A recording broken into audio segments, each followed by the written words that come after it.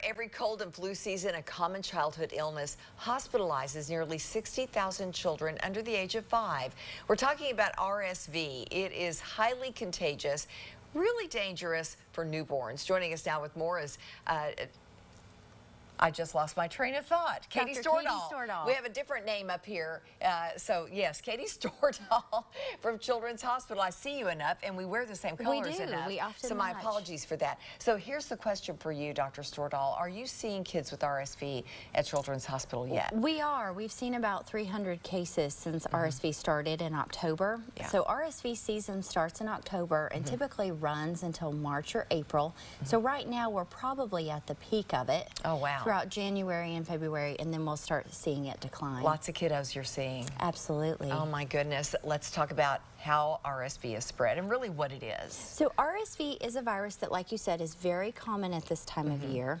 In older children, it may manifest as just a typical cold, but in children that are 2 and younger, it may be what's called bronchiolitis, what I think of as a chest cold. So inflammation, infection within the lungs, which can cause wheezing, lots of coughing, sneezing, difficulty breathing.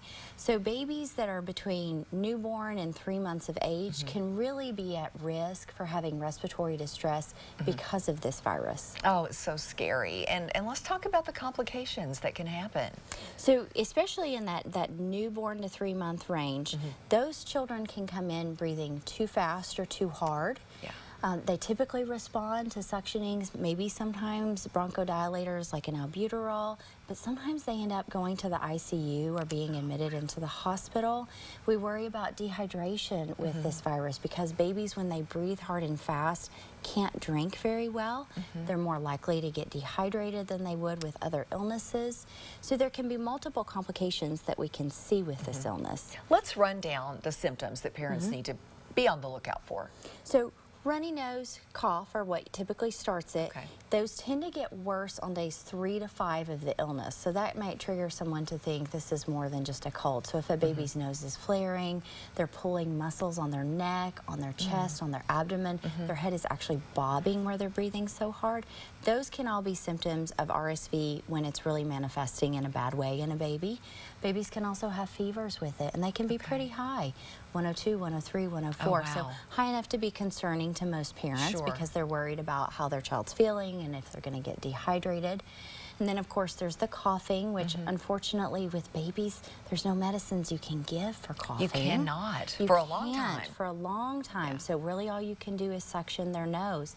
So if a baby is having any of those symptoms, they do need to see their doctor because they need their lungs listened to really know, is this more upper or is this down in their chest with the bronchiolitis? All right, real quickly, prevention. That's the key here. Prevention is absolutely important. So keeping young babies 6 months and under out of public areas at this time of the year where they might be coughed or sneezed on, washing hands, having older siblings when they come home from preschool or regular school, change their shirts, wash their hands and their arms.